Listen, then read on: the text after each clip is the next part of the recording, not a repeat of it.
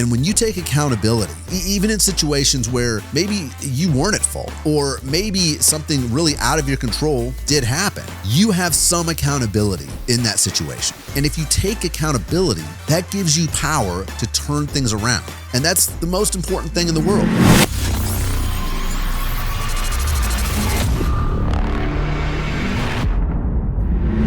Market Like a Rockstar, episode 7. You are here. Thank you so much for checking out this podcast. My name is RPI. I'm going to be your host as always.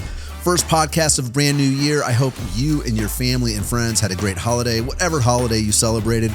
And I hope your year is off to a good start as we're wrapping up the first week here. I am super excited. One thing I have not talked about here is the fact that I've got my first baby coming in 2024. So the wife is 6 months pregnant. I'm recording this in January. She's due in March. So super excited about that. And it's really good because I actually have turned into my father. And I will tell you what that means. I mean, obviously, when you get older, you start seeing things that your parents did probably. And I'm going to be an old dad, like the oldest dad ever. So I've already hit a lot of those landmarks where I'm like, holy shit, I've turned into my father, right? But we were down in my wife's family has a place in Puerto Vallarta, Mexico. And we were down there between Christmas and New Year's, or after Christmas up through this week. And we both were just sick this time, like head cold, not like sick, not really sick, but like sick enough where you're kind of sick. And my wife being pregnant she was not feeling well. And she's like, hey, I think she had to go back to work on Friday of this week. And she's like, why don't we go home a day early? And I realized I'm turning into my father when I told her, I'm like, yeah, absolutely. We can head back to Kansas City, even though it's 20 degrees in Kansas City and it's 85 degrees here.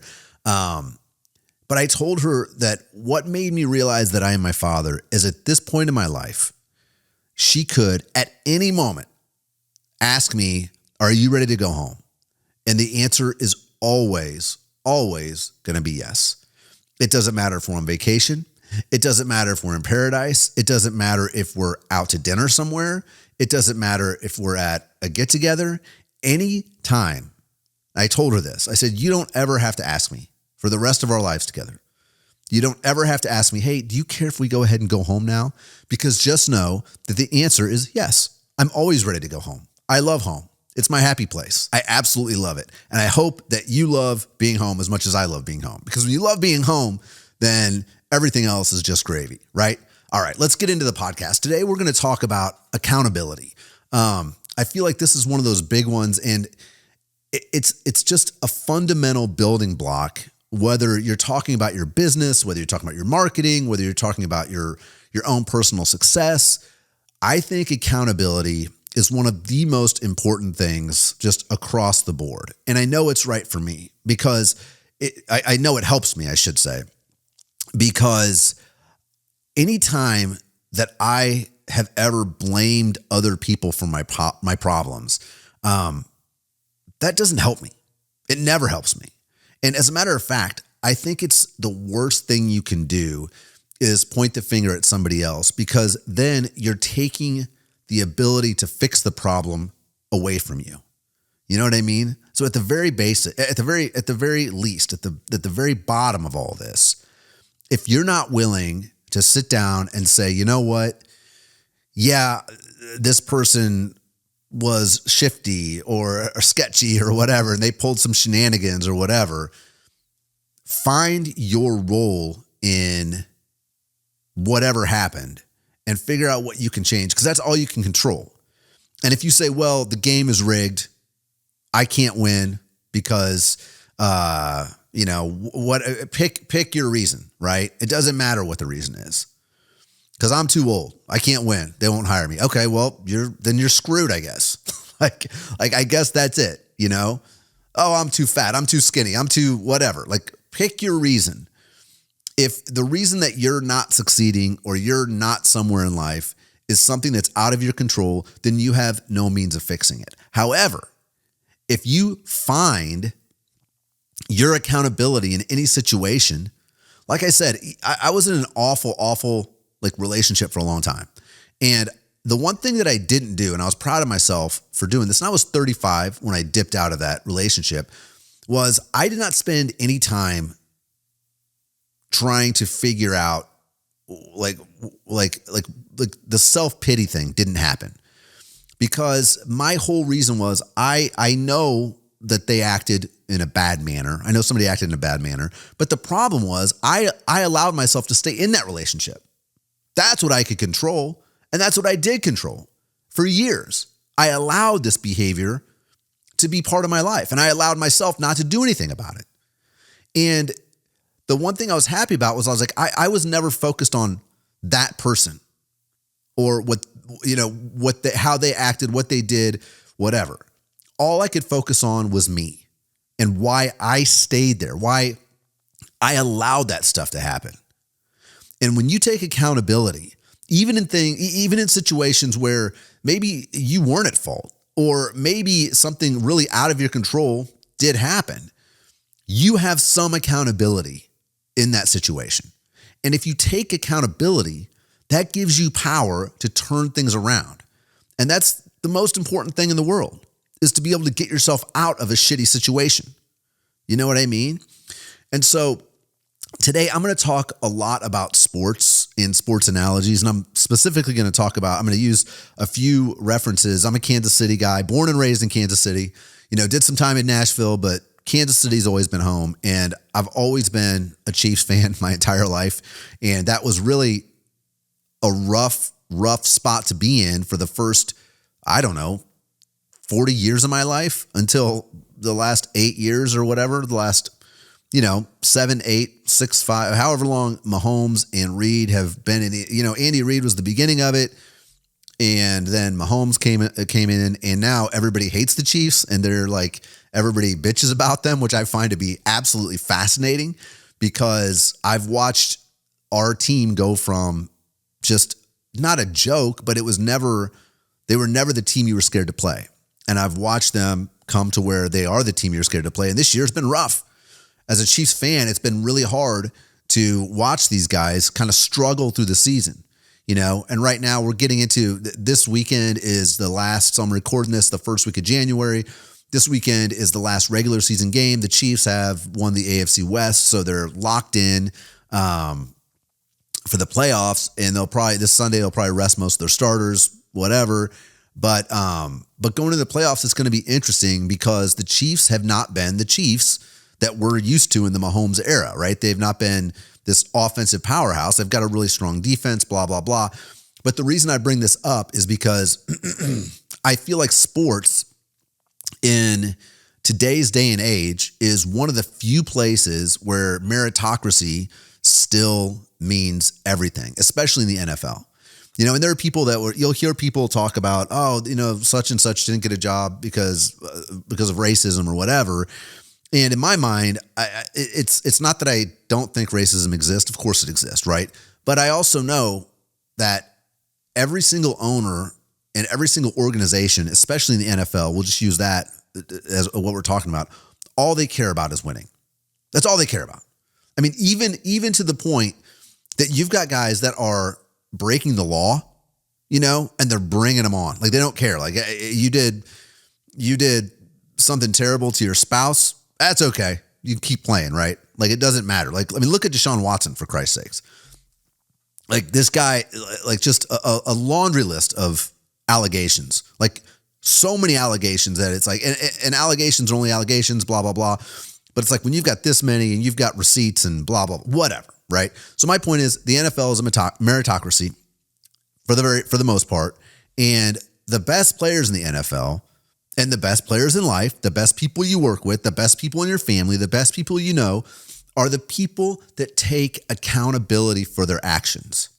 And a lot of times, these are people that, even when you take accountability for your actions, you also understand that you are, even when you win, like, you're not the best ever. Like, you always have to have that humility. Like, there's what's the saying? It goes something like, you're never as bad as people say you are. They're never as good as people say you are. You're never as like it's the idea that you're not as bad as what your worst critic says, and you're not as good as what your number one fan says, right? Like, and you have to realize that. You have to understand that. And finding that middle ground is tricky. And remembering to give yourself grace is tricky. Like that's the tightrope, because you want to be accountable. You want to sit there and say, well, I dropped the ball here in life, on this project with my team or whatever. I dropped the ball and I picked it up. And then when you win, the best thing you can do is say, yeah, I won, but I couldn't have won without my team, right? And so accountability is so important, and it's going to make your life better if you learn how to take it, right? And I'm going to focus on, I've got 2 videos here that I'm going to play back to back, and we're going to look at the difference in accountability, okay? So right now, like I said, people love to bash the Chiefs. They love to bash Mahomes. They love to watch him fail now because they love to watch him succeed. That's just the way the world works, right? You build him up and then people break him down or whatever. But the one thing that I was super excited about when the Chiefs signed Mahomes was the fact that he seemed like a pretty decent human being. Take all the athletic gifts and all the talent and all the stuff away from it. He seemed like somebody that was not going to be a problem if and when, which he did get the limelight, when the limelight was put on him, because whenever you get massive fame like that, all fame and money really is, in my opinion, is a magnifying glass. So it just takes whoever you are and it just amplifies it, right? So if you are a shit human being and you become famous, eventually the shit's going to hit the fan and everybody's going to know. And if you're a super solid person and you become famous, let's just look at Dolly Parton. The whole world knows. Everybody loves Dolly. Country's never been more divided. There's not a person in this country that can say anything bad about Dolly Parton, right? So when you look at, I look at fame and money as just a magnifying glass. It just highlights who you are. And when I saw Mahomes and he came to the Chiefs, whenever that was, 6 years ago, 5 years ago, whatever, he just seemed like a good human being. He'd been around fame. He'd been around high quality athletes. And I mean, high quality, I don't even know if that's the right word, but he'd been around the best of the best because his dad was a Major League Baseball player. So he was familiar with those. He wasn't swimming in new waters there.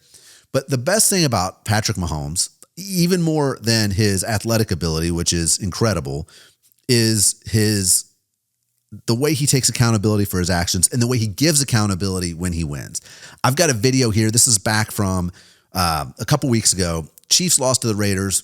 If you're not a sports fan, all you need to know is the Raiders aren't good this year. The Chiefs are struggling this year, but they should have beaten the Raiders pretty easily. They didn't. They lost. And I am going to do, let me pull this up really quick. I'm going to do this right here. I'm going to do this right here. Okay, I'm going to play this video from Patrick Mahomes, and this is him handling the press conference after the Chiefs lost to the Raiders. And Mahomes had a couple errors, big errors, that actually contributed to that loss. Yeah, I think just the mistakes offensively. I thought defense played a good game. Just 2 mistakes that gave them 2 touchdowns there down when you're backed up in their red zone. So you just can't do that, especially when defense is playing like they're playing. So I just got to be better in that sense and not making those mistakes and try to find a way to play the game in the best way to win it. Patrick, is it hard to find a line in that kind of situation to not press too much? And, when a mistake happens or back-to-back mistakes happen, and try to make up for it, I guess. Yeah, I mean, I think as competitors, you want to make a play happen. But at the same time, you got to know the flow of the game. It's something that I've tried to learn over my career. Those two mistakes at that moment kind of put us in a hole, and we weren't able to climb out of it. And so I'm just trying to find a way to eliminate those. But obviously, it got us today. The interception in particular, what did you see that went wrong on that? Yeah, he made a good play, man. He was off coverage, read it probably by the alignment or something like that, and just made a good play. I just can't make that throw. I try to be on time with it, but he obviously made a great play on there and got the pick six. Patrick, what about the fumble? Okay, so what you heard there was a lot of, I can't make those mistakes. The defense played great. Patrick's an offensive player, in case you don't know. The defense did play great in that game for the Chiefs. But what you hear there is it's just an amazing example of somebody taking ownership for the mistakes they made. And I cannot tell you how important that is to have somebody. And again, this doesn't matter if you're talking about a football team, a baseball. It doesn't have to be a sports reference. If you've got people that you work with on a daily basis and they're willing to take accountability when things go wrong, when they screw up. Now, I know there are people that are like football fans, but like he was just crying about the refs 3 games ago. True, he had reason to cry about the refs. I understand. I don't want to get into the middle of that. Mahomes has not made a career of passing the blame onto other people. Okay, 99 times out of 100. The only time in his career that he's ever mentioned the refs was 2 or 3 weeks ago. So I'm bringing this up because if the Chiefs lose a game, and what's crazy is the clip I just played you was a clip where Mahomes really, his errors cost them the game against the Raiders. So he did take the blame for that. What you're not seeing, and what I don't have clips of, are the times when people on his team let everybody down and he still took the blame for it. So even when, and again, it's not that it's easier for him to take accountability for, he fumbled a ball that was on the 5-yard line. He threw an interception that was a pick 6. So it's not that it's easy, but those were his mistakes, right? He's a professional. He knows it. He's not living in La La Land or whatever. He's aware of the fact that those are his mistakes and he owned them. But even when people on his team make huge mistakes, he never blames them. He never says, my linemen weren't blocking very well, that I was running the whole game. He never comes out with those excuses, ever. And I believe just by watching him succeed and watching the way the people around him act, I believe that's genuinely how he carries himself. And those are the people, and it didn't matter if this goes all the way back to when I was in college and I was cutting grass at a golf course, right? I worked on a maintenance crew at a golf course. It doesn't matter what profession you're in. It doesn't matter if you're making $10 an hour or $15 an hour, or if you're making $500,000 a year. These attributes, they transcend everything else. So whatever field you're in, those are the people you want on your team. And those are the people that you want to be. You want to be that person, because whether people know it or not, they might not even think about it. It might be subconscious. But if you're willing to take accountability for your actions and say, hey, you know what? I can do better here. Even if the error wasn't your fault, if the loss wasn't because of something you did, you find a way to take accountability and say, okay, I can do better next time. I'm going to do better next time. Those are the people you want on your team 100% of the time. I'm going to use another Chiefs reference. And this is, I just started, like I said, this podcast I launched, this is the 7th episode. I launched it in October, November of last year. So I'm just getting started with this thing. I'm just getting back into doing my own content, because I've been doing content for my clients for 6 years, starting to make my own stuff. And I just fired up my old Twitter account. I switched my handle to RPI, RPI_creative it was my old RPI music account. So I'm sure that people aren't seeing my stuff because I didn't tweet for a long time. But if you follow my Twitter, you'll see, especially after the last game, that I am I don't know what the opposite of fan is. Critic, I guess. I am such a critic of one of the Chiefs receivers, MVS, okay? And it's not because this guy has dropped more balls. I think he's dropped more footballs this season. I think he set a record. I know the Chiefs have set a record, so I don't know if it's a Chiefs or if it's MVS. But it's not necessarily the fact that he's cost the Chiefs multiple games this year because he didn't catch the football. And I understand that catching a football in an NFL game in prime time, when the game's on the line and the whole world is watching, I understand that's a high stress situation. That's also why you get paid millions of dollars. This is not some high school kid that we just plucked out of Lake of the Ozarks and dropped into this situation. This is a professional individual. Okay, this is what he's been doing his whole life. He was good enough to get here.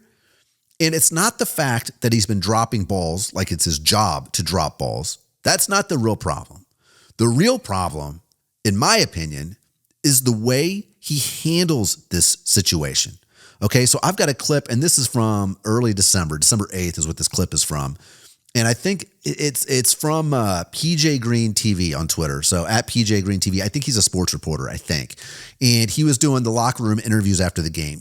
Now, when I tell you that the Chiefs have been struggling this year, one of the big problems with the Chiefs is their wide receivers have not been catching the ball that Mahomes is throwing to them. It's like I said, the Chiefs have, I believe, set a record for dropped passes this year. And you can go back in every game. A lot of these games were close. And you see these guys dropping balls in the end zone, dropping them, that have cost the Chiefs games, literally cost them games. And when you see Mahomes stand up, take accountability, even when it's not his fault, you're like, that's the guy I want to be around. This is the exact opposite of that. This is the exact opposite of that, okay? This is the exact opposite of it. So this is from a few weeks ago after MVS has been dropping balls all season long, and somebody asked him about it. I'm going to pull this up really quick here. Let me see if I can do this. Where is this? Right here. That's right there. I'm going to do this right here. I'm going to do this right here. Okay. So now I'm going to go ahead and we're going to just listen to hear how he responds to this criticism. Just with everything going on with you this season, just how have you been focusing mentally on getting better every week? What do you mean everything going on? The drops here and there, and then things happen late in games. I don't really know what you're referring to. It is what it is. It's football. It's not gonna make every play. So, it's not really anything that's going on that doesn't happen in any other season, that doesn't happen in any other player in this league. So, I must say, do you hear any outside noise at all? For what? The Kansas City Chiefs is who I play for, not for anybody else. Okay. Fire him. Fire this man. And I don't just mean fire MVS. I mean, if you have an employee that's like this, fire them immediately. Immediately. Like, I don't even understand. Like, I know that it's hard to find good people out there. I'm aware of that. But this man is a cancer to this organization. And again, this transcends sports. This transcends athletics. This is across the board. And we all know people like this. You have clients like this. You have friends like this. You have family like this. These people are the worst kind of people to have in your life, in your organization. And it fires me up so bad to watch somebody stand there and not take accountability for his own actions and even go so far as to pretend like he doesn't know what the reporter's talking about. The reporter said, like some of the drop balls and things like that. I don't know. I haven't even heard it. Oh, you haven't heard it? It's what everybody's talking about. You're on social media. You're a living, breathing human being. So not only are you not taking accountability, you're lying about it. So I'm here to tell you, it's 2024. Cut the losers out. Get them out of your life. Just cut them out immediately. If people are not willing to take accountability for their own actions when they shit the bed, which we all shit the bed. That's the thing. That's the beauty of it. We all make mistakes. We all drop balls from time to time. That doesn't make you it doesn't make him a bad person because he can't catch a football when he needs to catch a football. It makes him a bad person because he doesn't acknowledge the fact that he's not catching the football when he needs to catch the football. He's not acknowledging the fact that it's on his back, that his team is losing. You've got other people out there taking accountability for things that they didn't even do wrong. Because that's how they roll. I mean, that is the simplest way to divide people up. Do they take accountability or not? And you've got it. This is what I love about the batch of clients I have right now. I have got clients, and one of my favorite clients in the world, this guy I work with, and we become friends. I've known him for a long time, but we've been working together for a few years now. And it's the reason our relationship is so easy is because we openly communicate all the time. And I tell him, This is like, I'll give him a list of exactly what I'm doing. Boom, here you go. This is what I'm working on for the next 2 weeks. These are the projects I have lined up. These should take this amount of time. If they don't, I'll let you know, blah, blah, blah. It's so simple and it's so easy. And we have been running into an issue because we've outsourced another part of the marketing stuff that I don't do necessarily. And this company is they've just dropped the ball. He's been spending thousands of dollars with a company that's they're not responsive. And I'm here to tell you, like, this MVS mentality is a cancer. And if you have it in your life, if it's you, take a look in the mirror. It's brand new. You know, I'm not a big New Year's resolution guy, but it is a great time to assess where you are, where you want to go, all of those things. Look yourself in the mirror, hold yourself accountable, give yourself grace, know that you're not supposed to be perfect, but understand that you can make yourself better. Give yourself the power. That's the other thing. When he's like, I don't know what you're talking about. Oh, so we just assume that you're not going to do anything to get better? If you come to the mic and he's like, yeah, it's been terrible. I've had a really off year. I've had the yips, you know. I don't know what the issue is. I'm working on it every week. I'm trying. I got to work to get better. I've got to do better. That's his answer. That's your answer. That's your whole answer right there. And everybody in Chiefs Nation, everybody in Chiefs Kingdom isn't losing their minds, calling for your head on a platter, because all you have to do is take accountability for your actions. And I think this gets me so fired up, and it probably gets you, it gets other people fired up because it reminds us of other people that we know like this. I'm not one of the people where it's like, if the Chiefs lose a game, it doesn't ruin my day. It's gotten worse since they've been good, because now it's like, oh, you expect them to be good because you hold them to a higher level of accountability, you know, that, like, you know, they have the potential to win a Super Bowl. Whereas for the first 40 years of my life, I never held them that high. So now it's like, I know, but still, even this day when they lose to the Raiders, just you roll your eyes like, Jesus, guys, get it together, right? Whatever.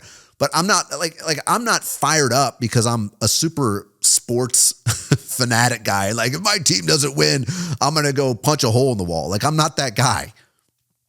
But it drives me crazy when I see people that just fumble the ball, literally or figuratively, and don't take accountability for it.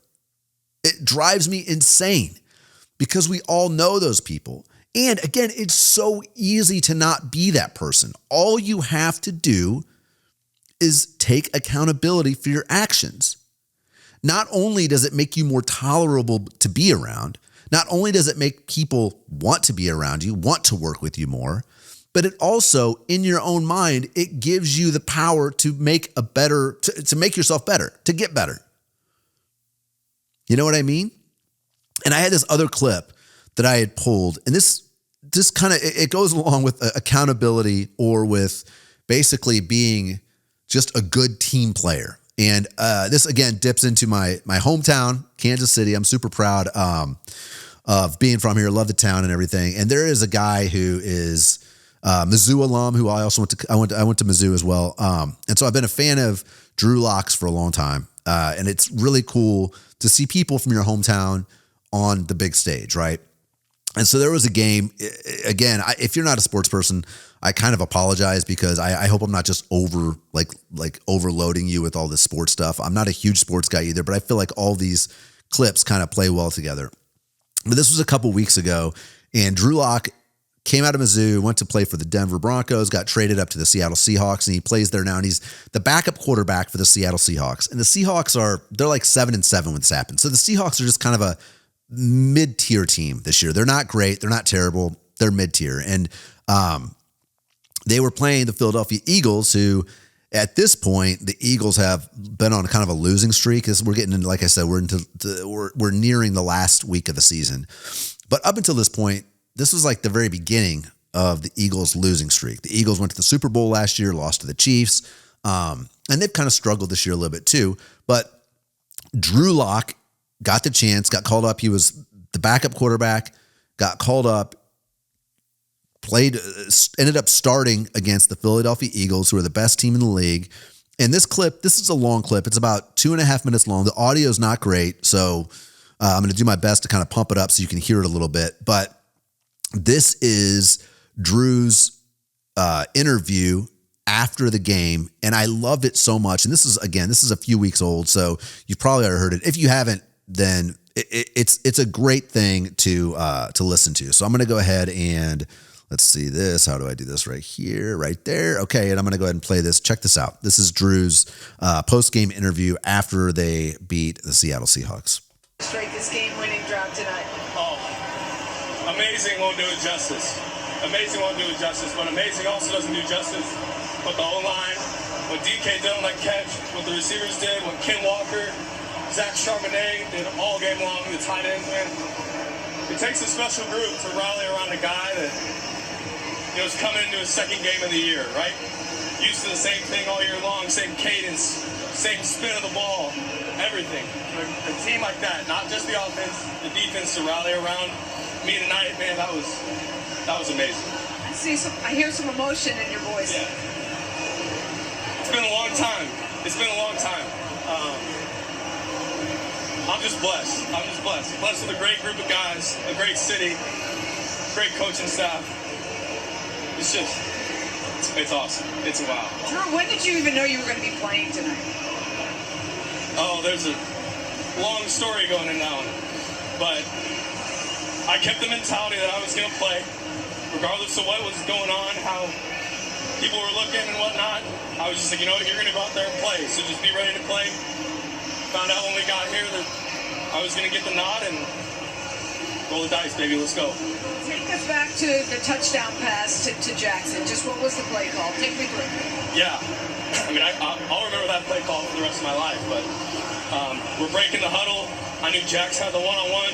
Good reminder from Shane in the headset. I said, hey, Jax, you're one-on-one. I'm throwing you this pill. Sure enough. Gave us a one-on-one look. Corner was soft. Jax hit him with some speed. Back pylon, back box throw. Came down with it. Again, Drew, we can see the emotion on your face. We can hear it in your voice. Can you just describe what you're feeling in your heart right now? Yeah. It's so hard. It's so hard to describe the feeling of, not playing for so long, or at least what feels like a really long time to me. And then you sit there, you watch games, you wonder, can I do this still? I haven't been out there on the field. That's the human nature of it. You get back out there last week, and I'm like, you know what? I'm the man still. I can go do this. And then you got another test this week where I didn't know if I was going to play or not. Sure enough, I ended up playing. We're playing the Eagles tonight. And the boys around me rallied tonight. And it just, gosh, it feels so good. It feels so good. I'm so proud of everybody today. Congratulations to you. We're all happy for you. Congrats. Happy holidays. Drew Lock came over in the Russell Wilson. So there you go. I know that clip was a little bit long, but again, big win for the team that night. Huge win for the team that night. What did you hear there? Oh, everybody, the guys around me rallied. Not just the offense, but the defense. You heard a lot of humanity in that clip. This is a kid that's used to winning, right?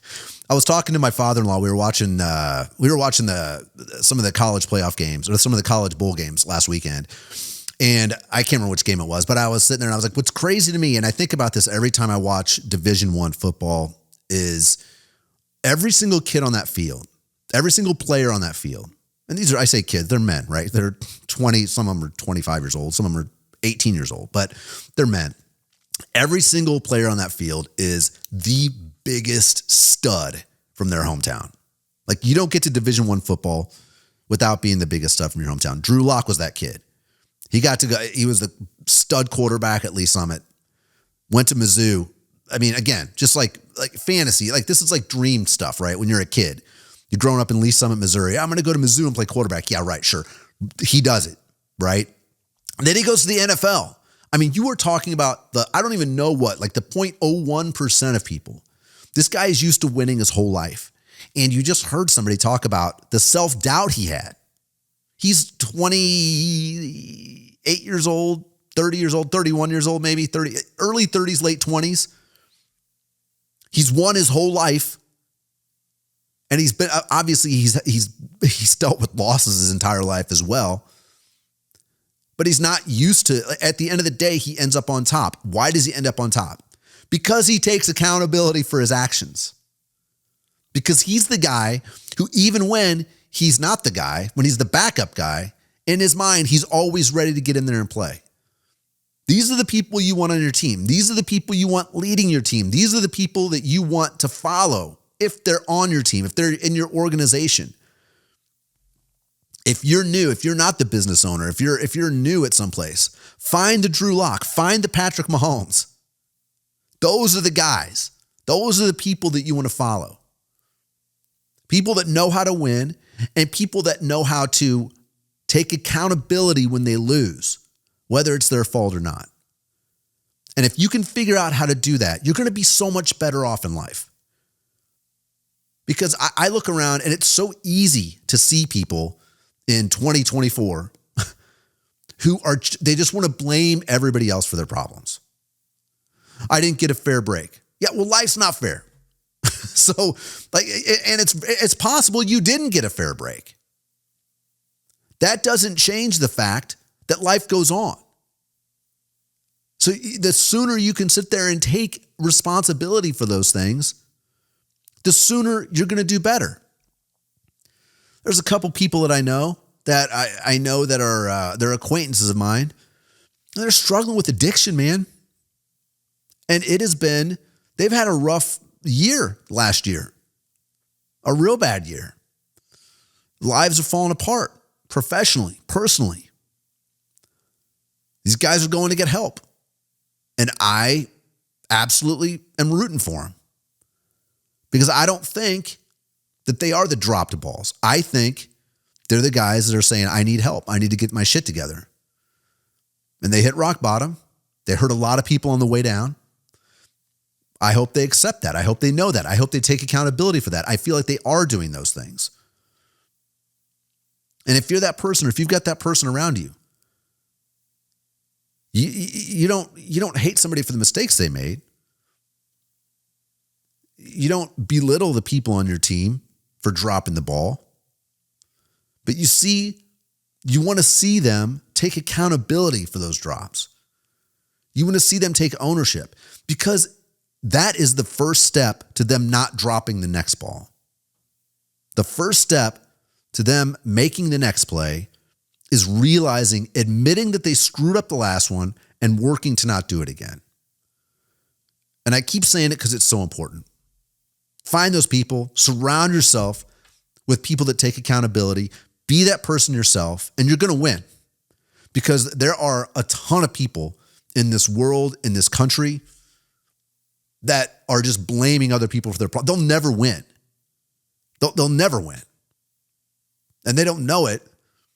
They're not losers because they're losers. They're losers because they're not taking accountability of their own actions. And when you don't take accountability of your own actions, you take the power to get yourself better away from yourself. See, you got to do that.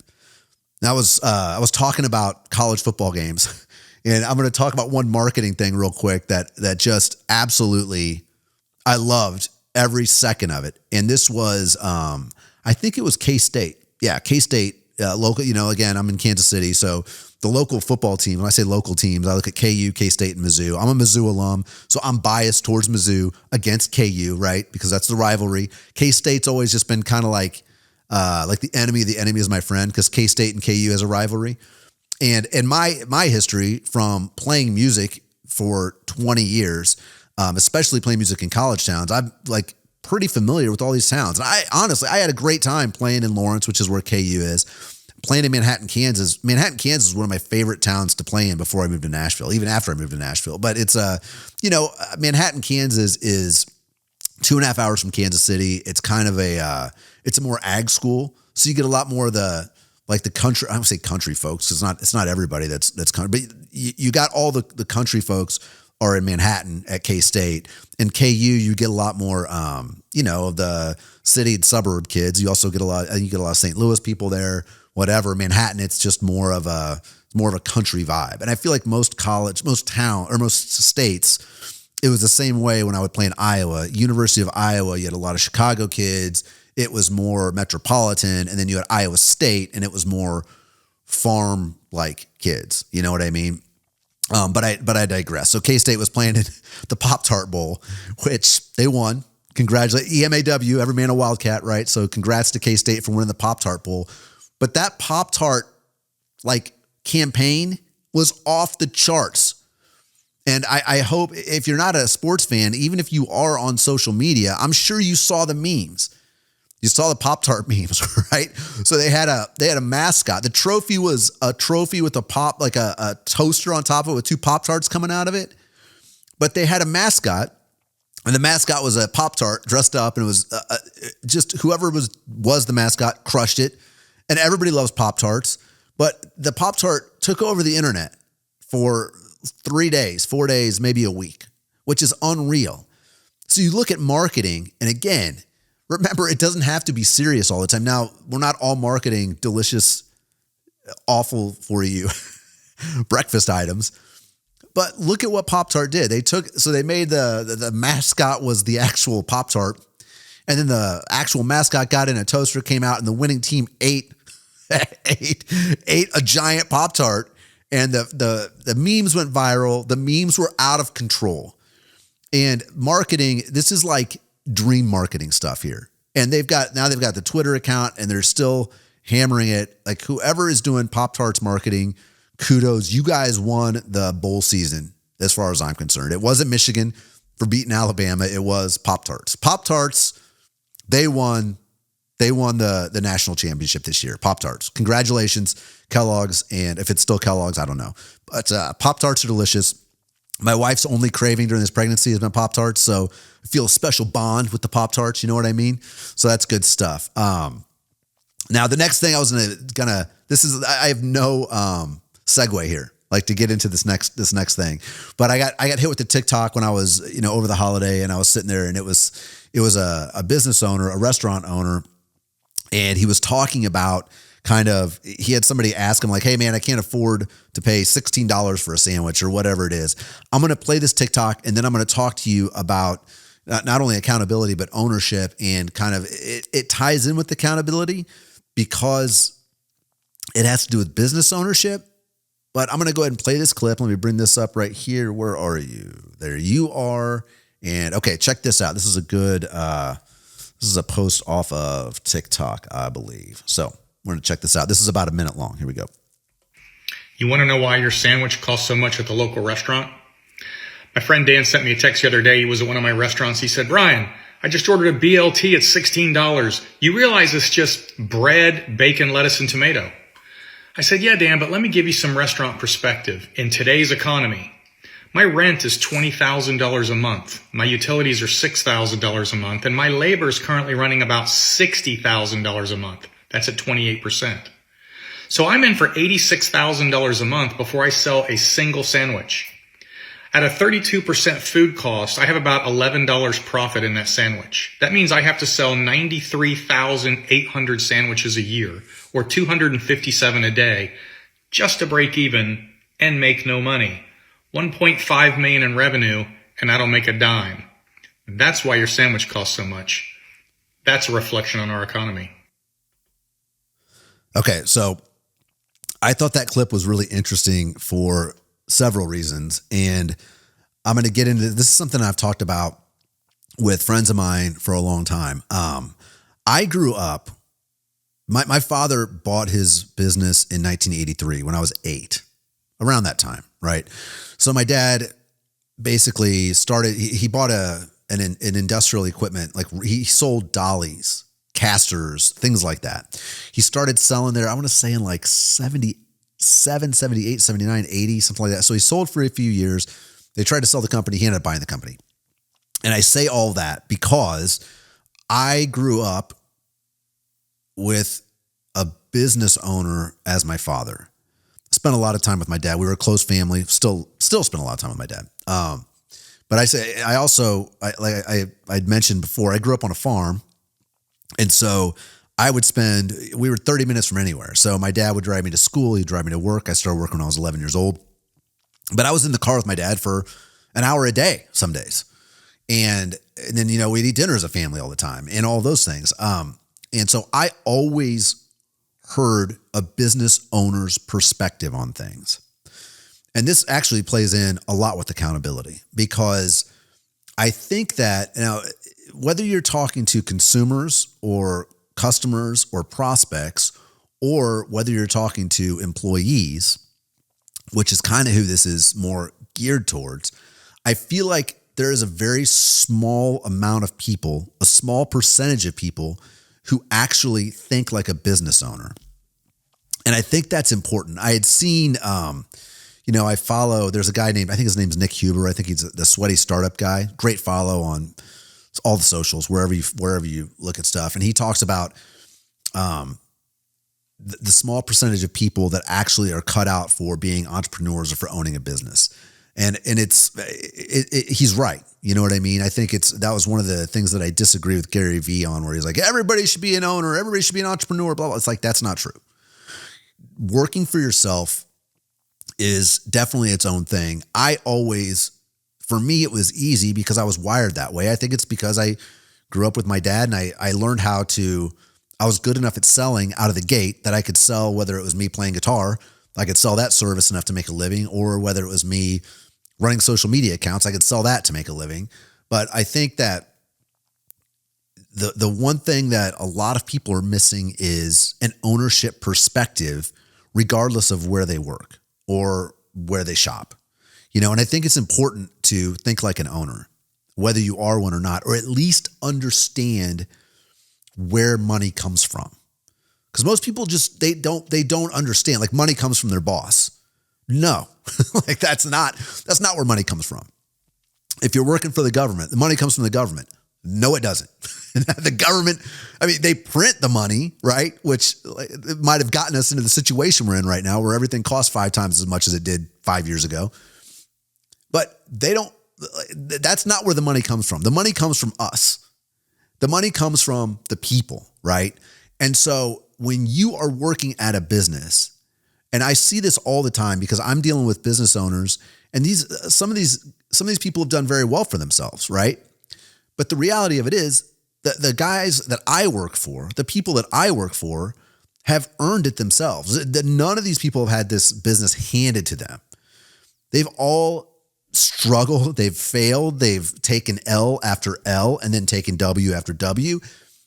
But the problem is, a lot of people, when you go to work for a company, let's say you go to work for a company that has 30 people working at it. Say they're doing $30 million a year, whatever, $20 million a year.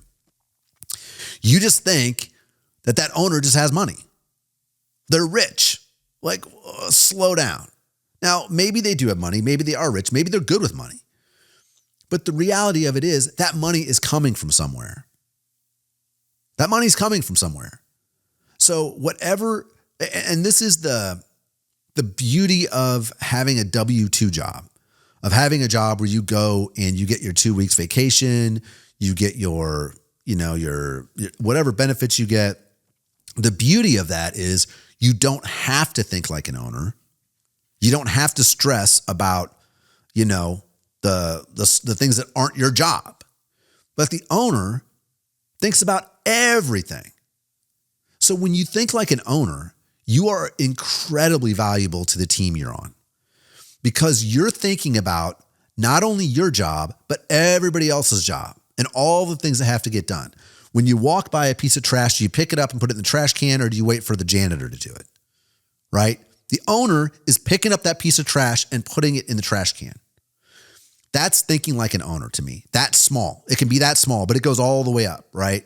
And understanding that regardless of what your position is in the machine that you work for, it doesn't stop at the owner. It stops at the outside of the world. Where's the money coming from?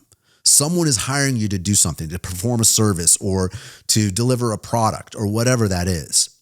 So if you can start thinking outside of yourself a little bit, if you start thinking of, and I know people that have started businesses and been like, this is not for me, and they've gone back to work for somebody else, and their perspective is invaluable because they understand the things that the owners or the ownership has done to create a space for them to just do one job. And that is, you have to do a lot, like, especially if you're bootstrapping a business. Like my business, I do 10 different jobs, and it doesn't make me a superhero, but I understand everything that has to get done because I've done everything. And I'm in the process of starting to hire those things out. But my whole theory on this was I want to get things built up so that I can do them well enough so that I can oversee them effectively. And that should be the way things work where you work. Now, if you've got someone who's incompetent above you, that's a different ball of wax. It's a whole different situation. But I think that there is a very small percentage of people in this country, in this world, that think like an owner. And I think that if you can become one of those people, I think that you'll boost your own value. You'll make yourself more valuable. And I hope if your superior, whoever it is, if it's a manager, if it's an owner, if it's a boss, whatever, hopefully you'll be rewarded for that. You should be rewarded for it because it means the world to me. I've only got a couple people underneath me and they're rock solid. And when they see a mistake, they fix it and they tell me. And it's the best thing in the world. Having people on your team that look out for mistakes that might not be theirs and they cut them off at the pass.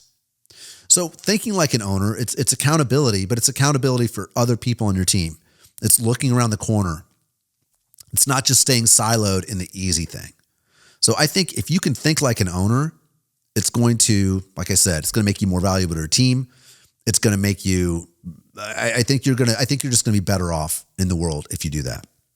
And then I've got one last clip that I'm going to share here today. And the thing that I want to talk about now is kind of from the ownership perspective to the team perspective, right? And thinking about your staff. The way I think about my staff is it's an investment. I'm investing in my team. And I want my team to be excited to work. I want them to understand that I have their back. And I look at it as a blessing for me to be in a position to where I can bring people on. And I always want to be the boss or the manager that I wish I had. And I think that's very important. And I think part of that is giving people grace and giving people time to develop and time to grow with you. I think that's super important. And this is, before I get into this clip that I'm going to play real quick, it ties back to, there's an analogy you can make to the music business. Like back in the day, like right now, music is, and I know I'm an old man yelling at the sky about this, right? Like grumpy old man screaming, oh, this music today. But like you look back, I got hit with a TikTok over a break, and it was like the top 20 songs of 1984 or whatever. And I was a kid. I was a small kid in 1984, but music's always been a huge part of my life. So I remembered all these songs. I'm like, damn, these songs are really good. It was songs about like Tina Turner and Lionel Richie. And these were people that, number one, they were in their 30s or 40s, and they were on the pop station, which today you would never hear somebody that was that old on a pop station. But number two, musically, and I'm not going to go down the rabbit hole of music theory, but musically, they were elite. Not only were the artists elite, but everyone around the artist was elite back in the day. The musicians that were playing on these records were elite because there wasn't a computer that could fix the shit. You didn't have a way to fix things. So back in the 70s, I'm assuming, but anything 70s, 80s, anything before 2005, when every single studio is equipped with Pro Tools, or maybe 2000, everything before that, everything you heard on tape was played by a real person. And those people had to be really good. If the music sounded really good, the players were really good.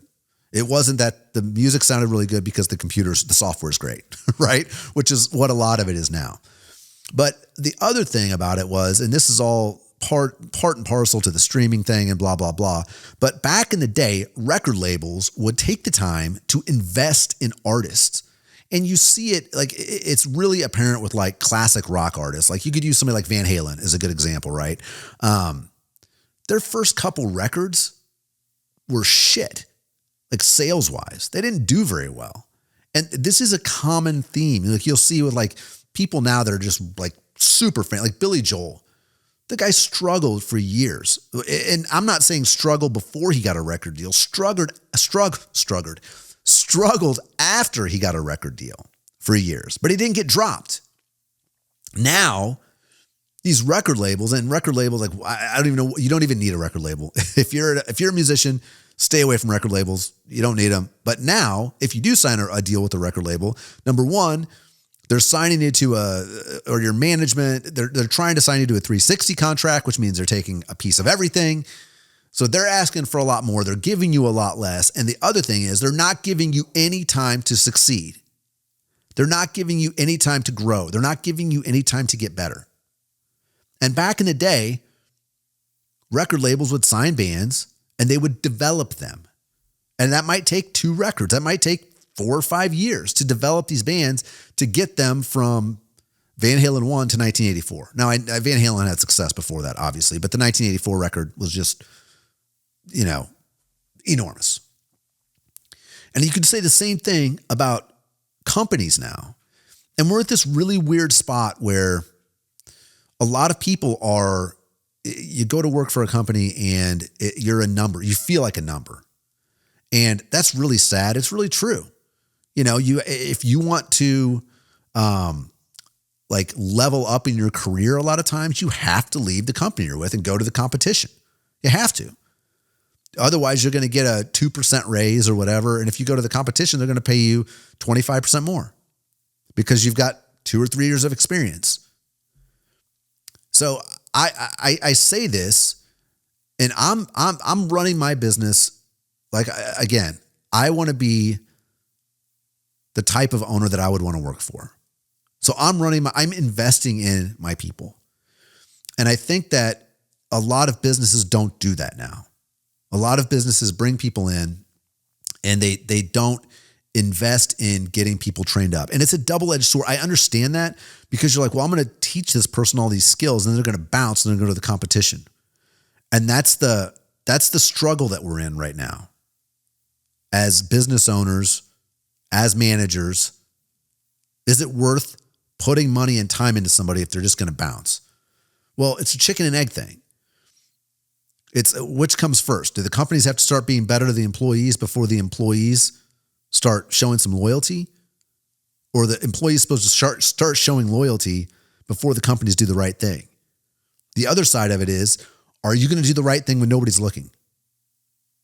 Are you going to do the right thing when it might bite you in the ass? For me, I am, because I that's how I want my business to run. And I think we would be better off if people acted that way. And I saw this clip. I'm a big fan of Simon Sinek, and I saw this clip of his, and I'm going to go ahead and share this with you. It ties right along with everything I'm talking about here. Let me pull this back right here. Let me do this right here. Where are you? Right there. Okay, we're up. I'm going to go ahead and play this clip, and I'll touch back on this in just a second. Most companies don't have the patience for their people to grow. I don't have patience to wait and help you on your growth journey. I need my growth and I need you to my numbers. It reminds me, Gary Ridge, who used to be the CEO of WD-40, he was on an analyst call and the analyst said, "Gary, you missed your numbers." And he goes, "No, my numbers are fine. I missed your numbers." But to Gary's credit, he has a company that invests in, if you're in a leadership track, they teach you how to be a coach. They teach you coaching. They understand that people's performances don't always match the arbitrary numbers of the arbitrary dates of running our companies. He has the institutional patience to allow someone to go on a growth journey with their ups and downs, even if it means that he has to suffer short term, because he recognizes that over the long term, he will benefit, which, by the way, they have. It's a very, very high performing organization. This is why I like quarterly or at least semi-annual reviews. At least then I can see growth. Simon Sinek getting it right again, per usual. But I just think that's super important. I think that actually taking the time to, number one, see your team as an investment in your company. And number two, doing the right thing when nobody's looking. You know what I mean?